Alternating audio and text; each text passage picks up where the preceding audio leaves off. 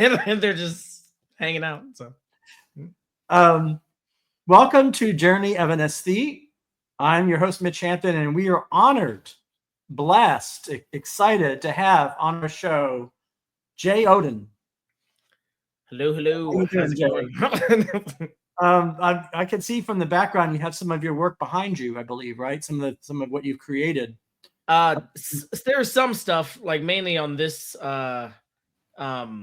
shelf. I have another shelf over here that has more, but everything else is kind of like just collectibles of different series that I've enjoyed.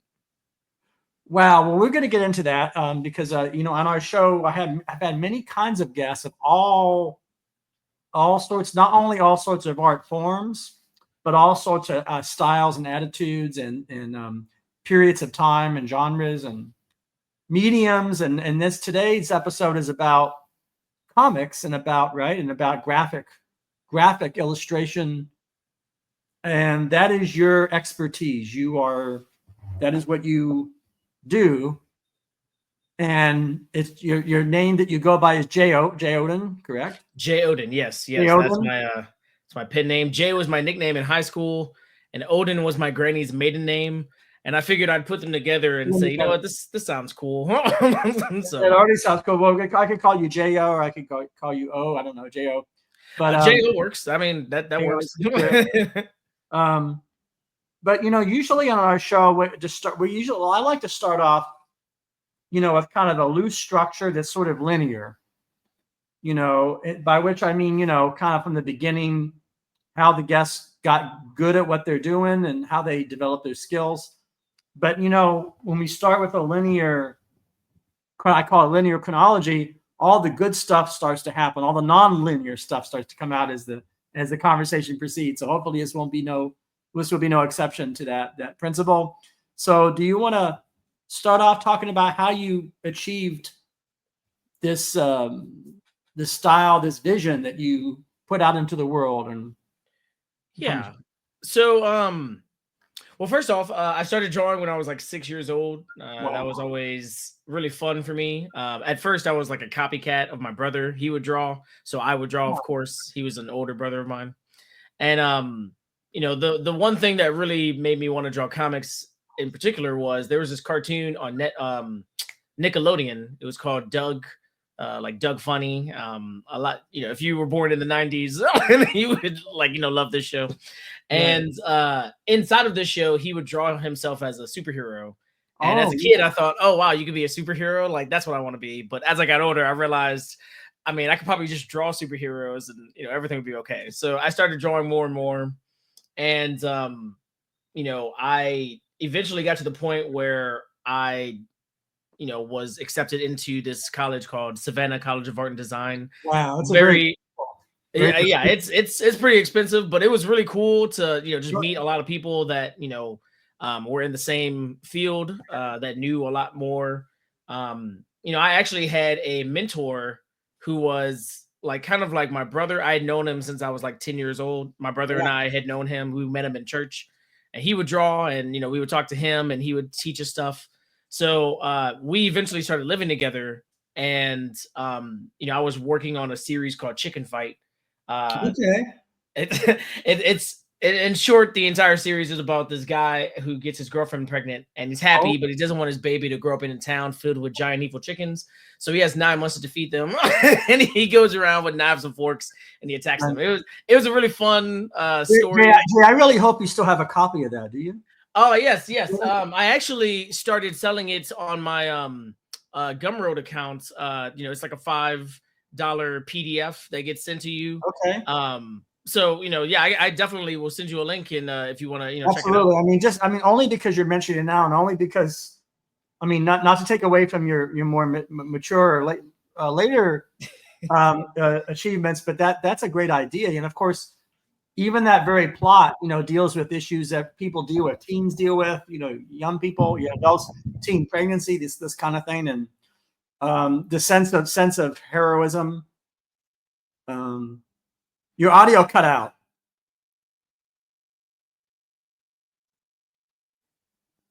I can't hear you. I'm sorry. Hello, can you hear me? Yes, now I can. Something happened. I wonder what. Yeah, I think I hit my microphone, and it's like touch Out of sensitive. excitement.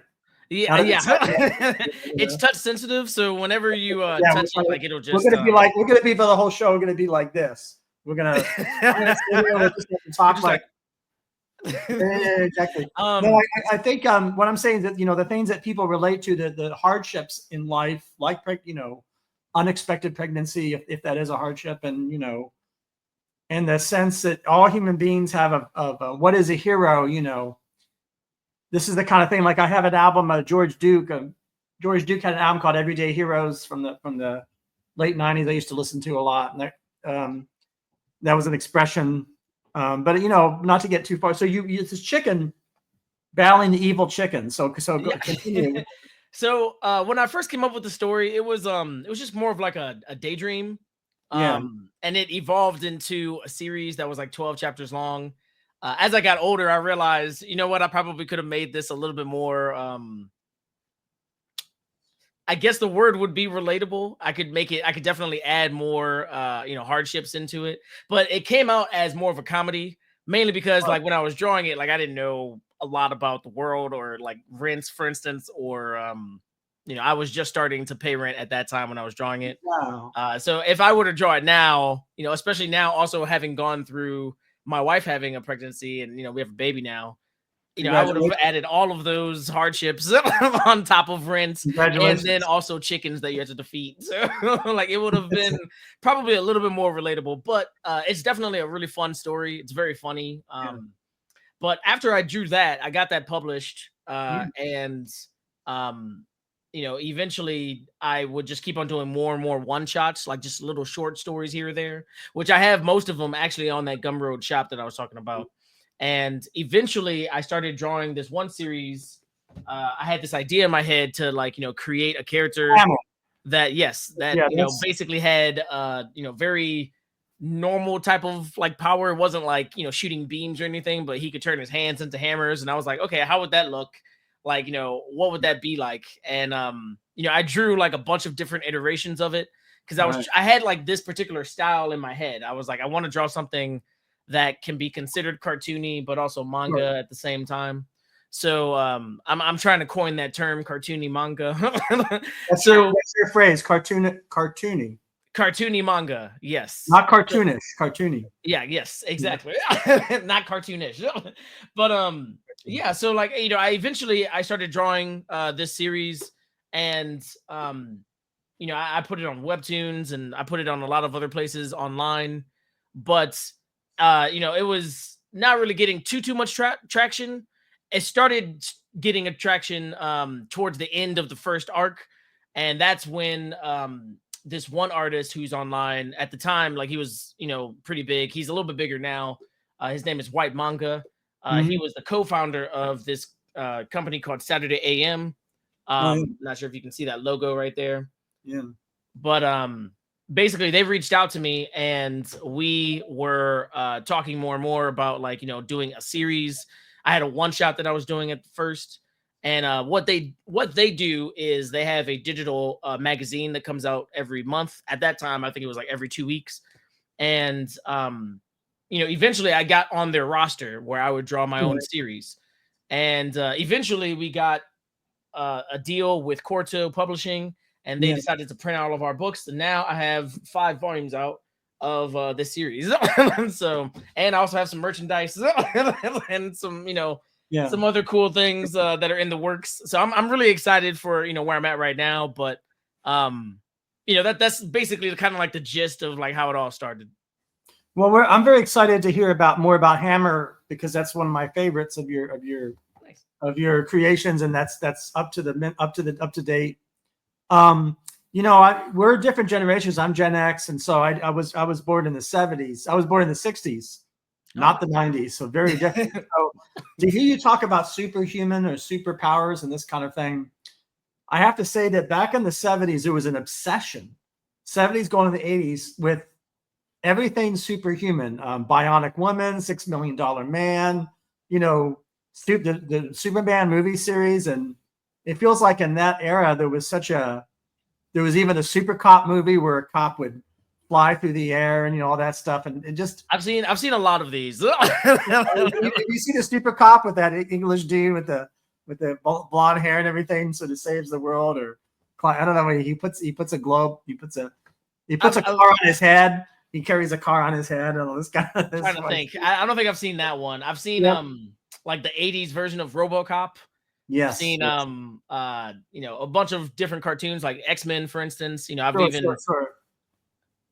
I've read some of those floppies, the small comics and stuff. And there's a lot of other like older comics that I really appreciate, like Peanuts, for instance. I very much so enjoyed that. That was like one of the first things I would look to whenever I would look at the newspaper, like all of those. Schulz was a genius. Yes, he was a genius at character, psychology, philosophy. Totally. He was a great illustrator, a beautiful. Had a great hand, and he was a memorable characters, and will last forever. People your age, people younger, will continue to, investigate what Linus and Lucy are up to, or what Yep, exactly. And that's kind of interesting that has lasted. Schulz has lasted. But I only bring up the superpowers issue because it seems to be a theme that continues, and I know it relates to your own work. So, what are your thoughts about?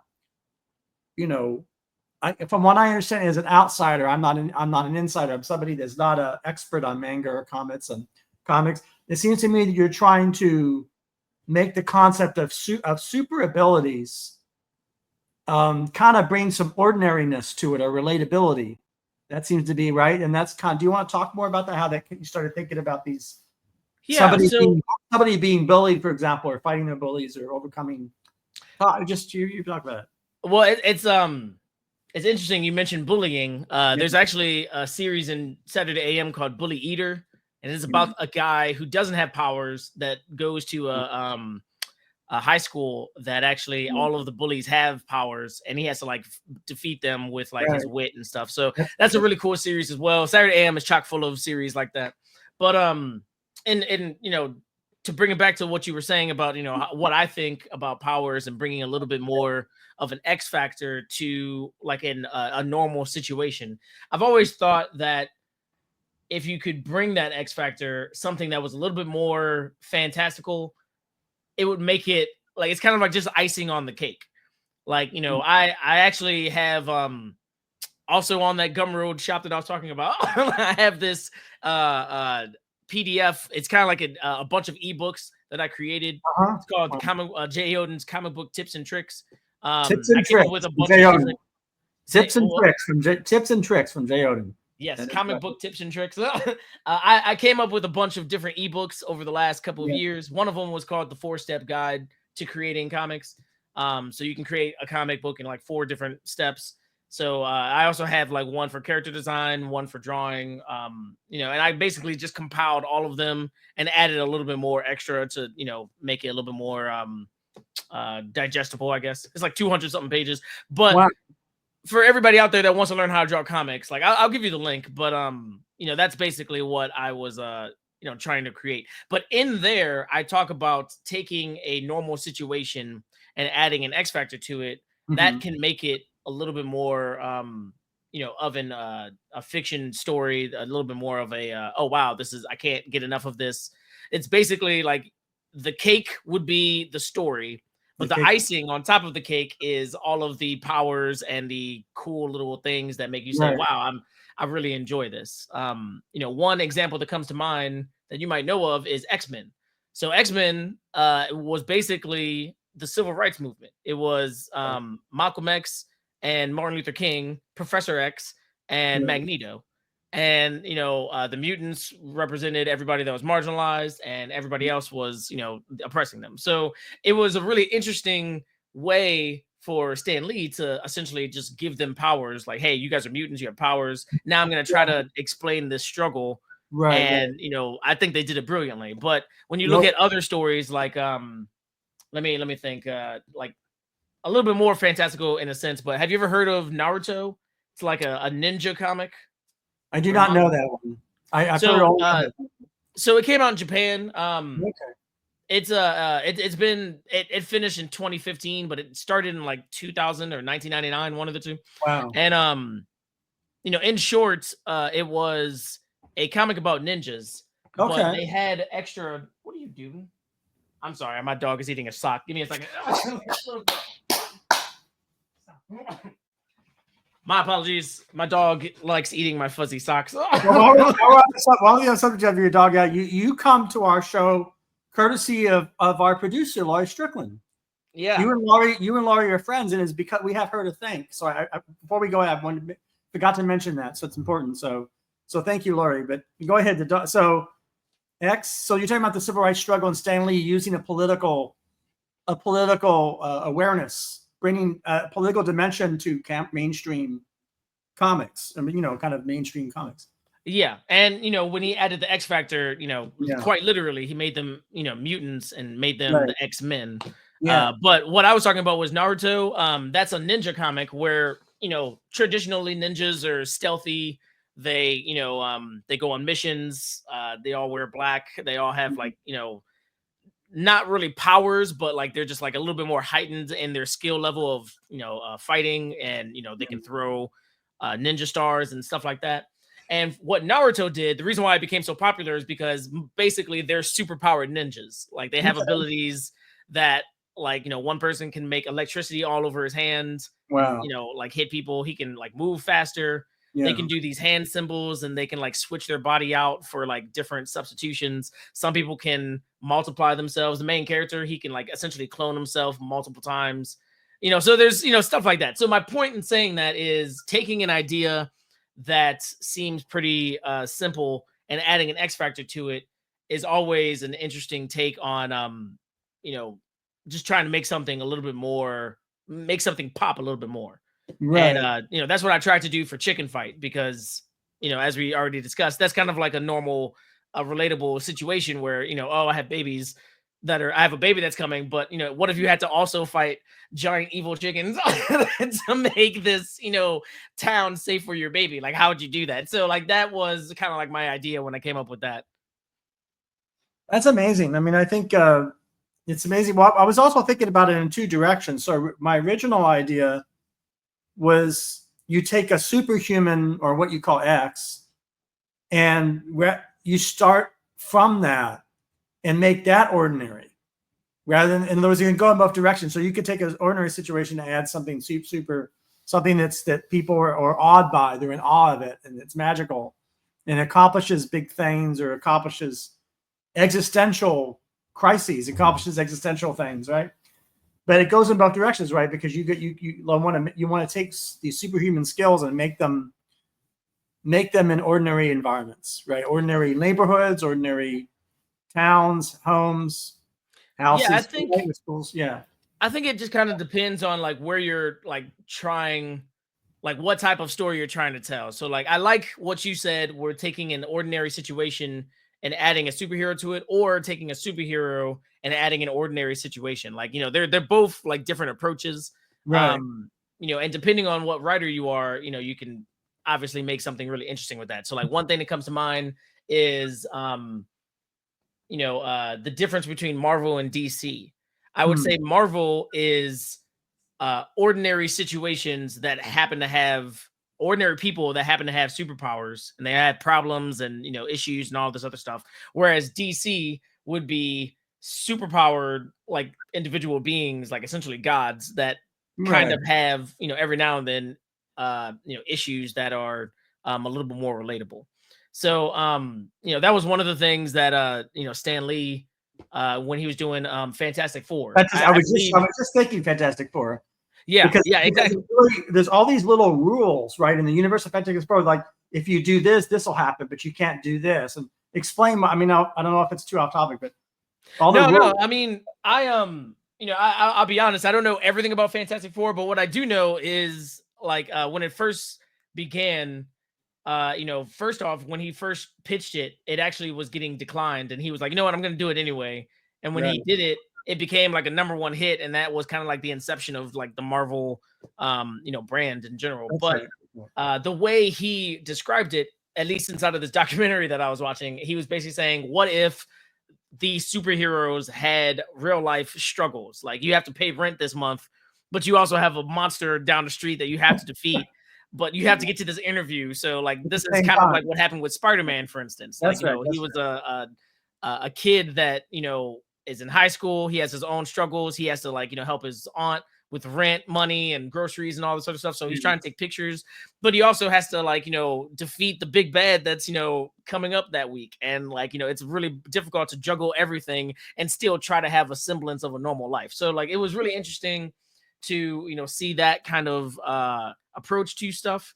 I would say manga is more of a, like, depending on what type of manga you create, there's several different ones, just like comic books. Sure. But, I think that it's a different approach in the sense that, like, it kind of depends on like what type of world you're actually creating. Like, I would say most comic books are kind of like set in like the world, like this world. Okay, this world. There are certain manga that are set in this world, but like there's something fundamentally different about it. Not just that people have powers, but in the case of Naruto, everybody's a ninja. It's not actually this planet though. There's like different continents that they drew out and stuff like that. There's another series called One Piece, for instance. That's all about pirates.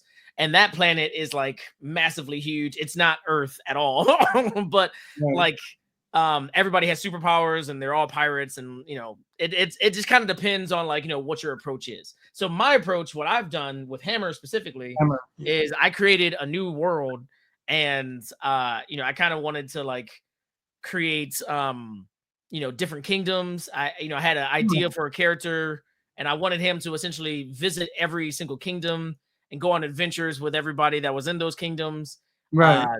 And it kind of like spiraled into like this, epic tale that now I'm, been telling for the better part of a decade. So, I mean, I think it's been 11 years actually. So a decade plus, but I mean, it's been a fun ride for sure. So it's 11 years of Hammer.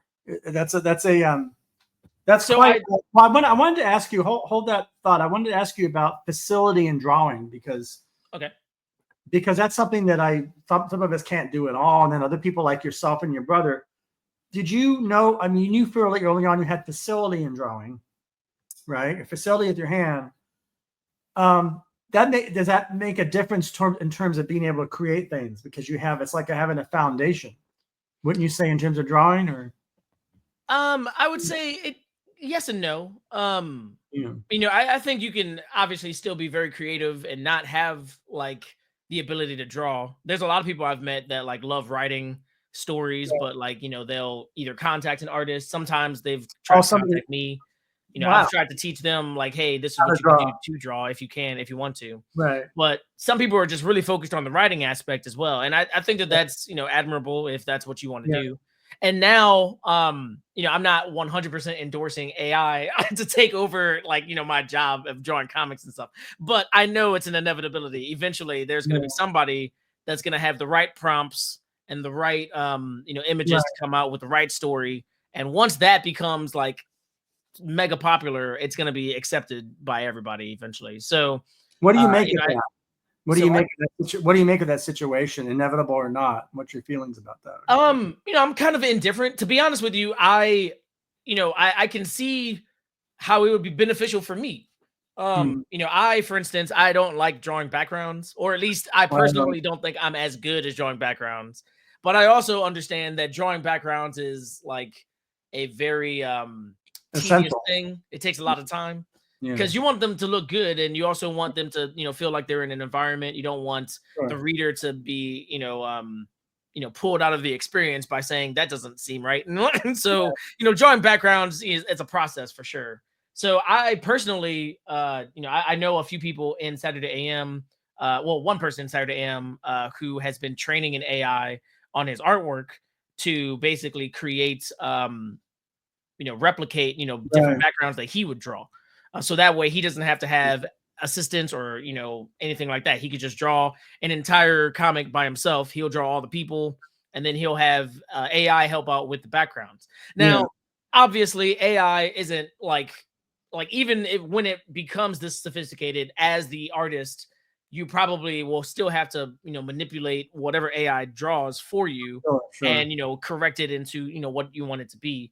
So the way I see it is it's an inevitability. If you learn it and make it work for you, it will be okay. I don't think AI can take over it entirely, just because AI on its own isn't going to create something. And even if it does create something, like, whatever you create is different than what it's going to create.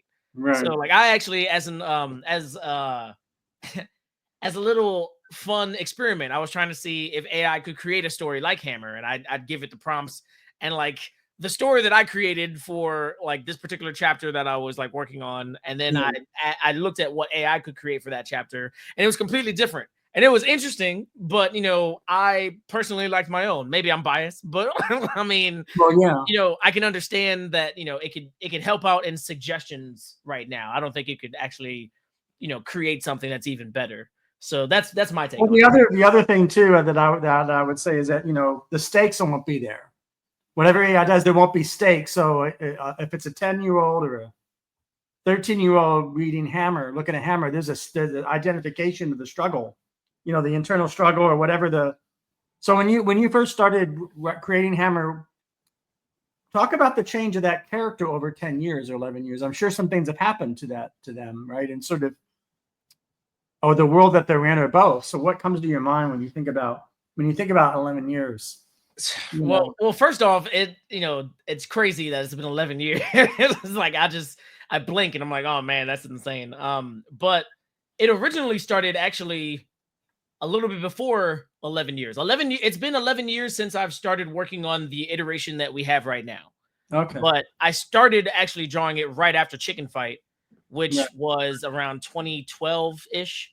Yeah. Maybe end of 2011. So it's been a little bit longer, but it first began with a completely different type of character. Like originally, I had an idea for a character who had the power to manipulate ink, and he would basically jump into his father's journal and he would change stuff around, thus changing the world. And then he would jump to another journal and do the same thing, and so on and so forth. And every journal had like, a different villain of the week, and or villain of the book, or whatever. So it was a really fun, interesting type of idea. And then that evolved into him having hammer hands. And I was like, okay, that seems, a little bit less omniscient. Like you can't just change like the ink around and then like everything is completely changed. And I figured it would also be a little bit slightly more grounded. So that's one of the main reasons why I changed it. And after like, going through a bunch of different daydreams, I started having essentially like a roadmap of like the adventure of this character. I knew that he was going to go to an ocean kingdom. I knew after that he would go to a jungle kingdom. Then I knew he would go to a bird kingdom. And then I had a few other kingdoms planned out. At the moment, I'm actually volume 5. He goes to the bird kingdom. So like, this is, it's sort of a dream come true. Jey, are you is it okay to look inside at one panel? Oh yeah, I have so if you had to open up and show one panel that represents, I mean, just tiny in a panel, say from 7 years ago, say, and a panel from like that's coming up to see the change or see the. Also, do these kingdoms have different scientific principles? I'm sure they do, like a water planet or a. So for instance, the water kingdom had these air pills, and when you eat them, you can essentially, breathe air or breathe water. Wow. So like, that's an example. And I actually kind of flipped it as well, because eventually I have these mermaids. They can actually walk on land if they have a water pill, and it keeps them basically being able to breathe, air. So it was pretty cool. But this is a panel I drew in 2014. This is where he gets stuck into the... That is beautiful. Oh, thank you. No, really. So that's that. See that explosion there on that page is fantastic. Yeah, he gets sucked into the book. Like if you see all the pages behind him. Yeah. Like he actually he makes a wish The entire story of Hammer, for everybody that wants to know, is essentially it's about this kid named Stud who gets abandoned by his father on a regular basis. And his father goes on a bunch of different adventures, and Stud is like always very lonely. Right. And eventually Stud discovers his father's journals, and he's like, he never knew some of the stories that were in there. Like, for instance, one of them is his mom. Like, it talks about his mom a lot. And like, his dad never talked about his mom. And he always told him, don't read that journal. So when he finally picks it up, he's like, oh, wow, there's all these stories about my mom in here. Why didn't you tell me to, read these? And eventually he makes a wish right next to these things called wishing coins. And then he gets sucked into the book. And that's what you see right there. That's at the end of like one of the first chapters. And wishing coin is your invention in this story, right? Yes. It's kind of like what that reminds me of a little bit is the knowledge crystals, right? The knowledge crystals from Superman series. I don't know why.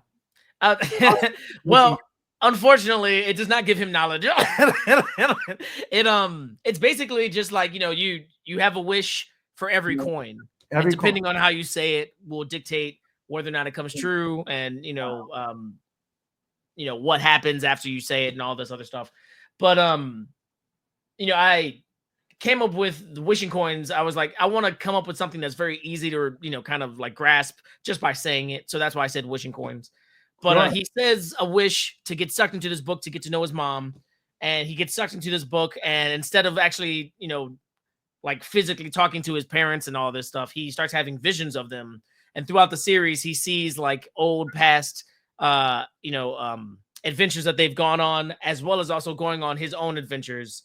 And the entire time he's like, I need to get out of this book, because when my dad gets back home, he's gonna realize I'm not home. And like, no, that's not gonna be good. So I don't want to spoil it, but like it's definitely a very interesting take on like a little kid that's just like, I'm alone, like what am I supposed to do? And he has some dad issues, but it's gonna, I don't want to talk about it too much. It's a pretty fun story. So it lasted for over a decade and a year. So that means you're doing something right, something there that has staying power. Thank you. And it's interesting too to see the panels and see the splash. The splash of you have the black and white. That is one cool thing about this deal that we had is we actually got a good printer, and they can not only print out black and white pages, but they can also print out like a few color pages as well. Oh wow! Throughout the books. Yeah. So like this is like a double page spread that I had in here. Oh, that's beautiful. So I mean, it's pretty cool. I really enjoy being with this company, SaturdayAM. In case I didn't already say this, their entire mission is to essentially bring more diverse voices from around the world and like their idea of like drawing manga. So for instance, we have creators from Nigeria, Denmark, Germany, I think Zimbabwe is one of them. And like we have obviously people in America, so everybody basically draws manga around the world. Actually, that's kind of like the new art style. And we wanted them to be able to tell their own stories that aren't necessarily like just like an iteration of what a Japanese person would do. Like, so for instance, growing up, I would always draw like, my version of what I thought Japan would be, but I've never been to Japan. So like, I don't want to like, be a poser essentially. So what SaturdayAM was, trying to teach a lot of, younger artists is, hey, you can draw your own story with this same aesthetic or the same art style. Right. So now we have, people that are drawing, this one series called Underground. This actually won an award in Japan, but like it's about like this biracial kickboxer, and like he was supposed to be an Olympic kickboxer, but something happened. He got into this brawl with this guy, and now he's going underground to this underground tournament to look for that person, because he's like this big bad underground. There's another series that we have called Clock Striker. That's like one of our most popular series. It's Shonen manga's first Black female lead character, and that's actually like blowing up around the world. Like in Japan, they love it. Right. There's a lot of really good things like on the horizon for that series. We have a few other series. One of them is like a mythology type of story. That one's called Gunhild. It's basically about this girl who she's an outcast. She's what they call a Jotun. And the actual artist she lives in Denmark, but she was adopted and she was born, I think, in the Philippines, if I'm not mistaken. Right. Or not Denmark, I know that, but she basically now lives in Denmark, and she always, I guess, felt like an outcast. When I talked to her, she said this, and she created this story, Gunhild, about this outcast that basically, like, her entire world, she was like, I want to be a god like Thor. But when she finally talks to Thor and like all these other gods, like Hermes and Zeus and all that, they're like, you can't be a god, you're a Jotun. So she's like, well, I'm gonna change that, and like she goes on this long adventure to essentially stop Ragnarok from happening. So it's pretty interesting. We have a bunch of different series. Like this entire shelf is like all of the, like, these are just mine right here. And then we have a bunch of different series. So it's Jay, what would you say the first manga you ever saw? How old were you? Or how young were you, I should say, or and what was the first one? Do you remember, and where you were and what you? So the first one that I read or bought was, I think it was called Ragnarok. Right, ironically enough, but it wasn't anything like the mythology Ragnarok. It was from Tokyo Pop. Okay. And it was pretty interesting. But the first one that I bought with my own money was Dragon Ball Z. Okay. And that was like, it changed everything, because like I had seen Dragon Ball Z as a cartoon, as an anime on in the 90s. There was this block of television called Toonami on Cartoon Network. And Toonami would bring essentially anime that was it was emerging a lot in the 90s. Dragon Ball Z was one of the biggest blocks, or one of the most popular series inside of this block of television. And I remember watching an episode and thinking, this is amazing. And then when I finally found out that it was a comic book at first, I was like, oh my god, like I gotta go check this out. So I went into the store and I picked it up, and I was like, oh, this is amazing. And that's actually what put me on this path to create a series that could eventually become a cartoon. Like that's always been a goal of mine. I definitely want a cartoon at some point. We'll see what happens. I definitely have more ideas now that I think, I think I'm definitely a lot closer than I've ever been. But Jay, let's talk about that and imagine that this is going to happen. Imagine that you have a meeting with somebody that wants to. That's your goal, right? Is to have a live action, not live action, a cartoon that moves, right? A cartoon on a network or on a. What do you perceive when you imagine that meeting, or what is it you would want to say, or what do you think? First off, it's going to happen 100%. Like I have no doubt in my mind. It's within grasp 100%. SaturdayAM in general has been talking to animation companies. They've been coming to us. So like, they like our series. It's only a matter of time, essentially. But the way I see it is, I will get some type of email saying, hey, Hammer is optioned for an anime. Right. And then I'll be like, oh yeah. And then the meeting in particular, the only thing I could think of is just pure joy, essentially. Whenever that happens, it'll be a great feeling for sure. It'll definitely be a dream come true. Sure. Like entirely. Like the next part after that is just to have my son look at that comic and that cartoon and say, this dad did this. Like that's the next part. So do you have that initial story or what the plot will be, or you don't want to spoil so it?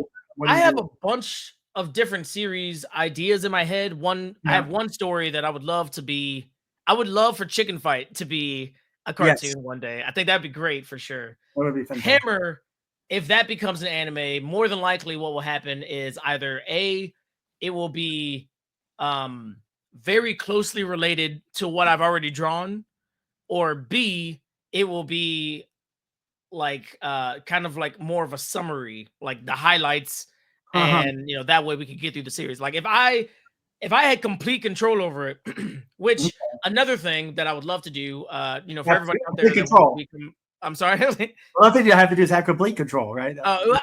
Well, I mean, I won't have complete control because obviously I'm not going to be in charge of the animation company, but I would like to have a credit. I would love to get to a point where I would get on the writing staff. That's right. Like, even if I have to like lower like the amount of money I'm getting or whatever, I don't care. I would like to be on the writing staff so that way I could have like a little bit more of an understanding on how the process works. And then I can use that for another job in the future or another series that I want to work on in the future. I would love that. That's one. Two, I think that if I was on the writing staff, I would also be consulted a lot more. Like, hey, would you, how would this go? How would this go? And, obviously we would be looking at the source text, but it would be, probably a lot more beneficial for them to talk to me about it as well. But in my ideal world, my entire series would be, I don't know, up to like 27 to 30 episodes max. Like, I don't want it to be like super long, anything like that. Like, if it was 20 episodes, that'd be okay. That would be great. So what? That would be great if it was 20 episodes. Yeah, I mean, I just feel like, long series are not necessarily a bad idea, but I understand when some people are like, I can't watch that because it's too long and there's too many seasons. Yeah. I don't have enough time to do this or, whatever. Whereas if it's a short, digestible, type of like entertainment, I feel like that's, what I would like to go for. So Hammer in particular, I say the max 30 to, 20 to 30, but I mean, to be honest with you, I could see it going on for about 50 episodes if it needed to be that. My future series, if I ever work on any other stuff, I'm going to like try to put out 1 volume stories at a time. I have this one story that I've thought about a lot. It's basically a Nazarite, Samson from the Bible. He was a Nazarite. Sure, of course. So this story was a Nazarite versus the mafia. So, and it's basically, he's a, he's helping out his grandmother who opened up the shop. Like she's sick and like he's taking over like the shop to help her out. And the mafia is in town and they go to every single shop and say, hey, if you don't want your, an accident to occur, you got to pay the fee. But, Sammy, the main character, his name's not Samson, but it's Sammy. That's a good thing. Yeah. So he's like, I'm not paying this. And instead he fights the mafia. And every time he fights them, they send somebody else. And it gets a little bit more and more fantastical. So like eventually it gets to the point where he has to fight like zombies. And because a Nazarite, they're not allowed to touch dead bodies. Like, how does he fight them? So, stuff like that. That's one idea I have in my head. I have several other type of stories like that. And I think that, putting those out as 1 volume stories, if they got really popular, I would pick it up and do another volume again. But if I just did 1 volume and it got popular enough for, Netflix or, another, major brand to say, hey, I want to animate this, I think that would be a really interesting, type of, approach to do that. That's I like that idea, Sammy. I like that idea a lot. Thank you. It's also very, very relatable for people, that people that have been to church, people that haven't, all points in between. So your series is going to happen. That's why we talked about it on this episode, to make sure that just to cement that. Yes. I can't wait. I have another story that I'm working on. These stories are kind of like I'm trying to do them on my free time, but my free time is like completely shot right now. I don't have any free time. Right. We have a 5-month-old now. On top of that, I'm working on I have a job where I work every weekend between 9:45 a.m. to 10:45 p.m. So like every weekend is shot. I'm trying to get another job. At some point in time, I'm trying to like learn how to do a different skill so that way I can apply that for something else. But I'm also working on right now a Rick and Morty volume 2. Wow. I did volume 1, the manga. Wait, do I have it right here? I might have put it back up, but basically I did a Rick and Morty, volume, and they called me again and said, hey, do you want to do a volume 2 of that? So I'm doing that right now. So that's helping paying the bills. And then I also have another project that I'm working on. Somebody else is paying me to do that as well. So unfortunately, I don't have a lot of time to work on. But those are gigs. It's good to have gigs, you know. Exactly. Which I can talk about as well. For everybody out there that wants to know how to, how this usually works. But whenever I get past all of this, I would love to dive into, the Nazarite versus the Mafia. I'm not sure if I'll call it Sammy. I think that would be a pretty, probably a little bit easier. But I think Nazarite versus the Mafia has like better SEO. So that's probably why I'm leaning more towards that. But I have another series called Life Agent. I actually put out a one-shot of that, and that's essentially the New Testament meets Yu Yu Hakusho. Yu Yu Hakusho is this detective series that came out a long time ago. But I wanted this story to basically be, you're not a Christian, you're a life agent. And, you have to fight like, demons and principalities and, all the evils around the world. But like they're all hidden from everybody that's not a life agent. So like that's another story I had in my mind. Life agent is such a memorable. You that's your creation, right? That phrase, life agent. I like that. Oh, thank you. Yeah, you come up with ideas. You're very you're very open and very prolific, and you're good at you don't lack for ideas. And thank you. That's really a useful thing when you're an artist, when you're a creator, when you're making things. There's nothing better than that. I totally agree. Because if you have that, then you can work on top of that. You can build on top of that. That's I can relate to that in my own work here. It's the same thing. But if you don't have the idea in the beginning, then you can't. Nothing will happen. You just hit a wall. Yeah, exactly. I think my issue is I don't have enough time for the ideas that I have, which brings me back to AI. I feel like if I could get to a point where I could like utilize that, I would be able to knock out every idea a lot quicker. So, that's the reason why, I'm, leaning more towards trying to learn that a little bit better. But I have several ideas. I have another story called My Mom's the Chosen One. And it's about this customer service manager who's a mom who has 3 kids. The father passed away in a tragic accident, and basically she finds out from one of the customers that she's the chosen one and she has to save the world. She's like, I have a Verizon bill I have to pay. I'm not saving nobody. I'm not going to save the world if I get exactly. She's like, I have Duke Energy to pay tomorrow. Like, what are you talking about? Like, I'm not saving the world right now. So like, I have a lot of stories that I have in my head that I would love to do at some point. Well, that one would be very more relatable. That's when I can see moving a cartoon. That's when I can see the anime. That's another one. That's another one that I had that I really like. I pictured the actress. If I could see that as a live action if it wasn't a cartoon. Oh yeah. So, like I pictured the actress, like a lot of the actors, like everybody. It was really it was a pretty interesting idea that I had, and I would love to do it. It's still in the back of my head. Right now I'm just focusing on so many different things that's difficult. But getting to what I was talking about with making a living off of this, is really difficult. And that brings me to obviously having a day job. Throughout my entire time of working on Hammer, I've worked at like several different grocery stores. I've luckily been able to get more and more deals with comic books that have helped with my portfolio and my reputation in the industry. But like it's still difficult. Like even now, I have these 5 books with Hammer, and like they're selling pretty well, but they're not like so big that I can retire tomorrow. So like it has to get to a point where there's a constant flow of revenue coming in.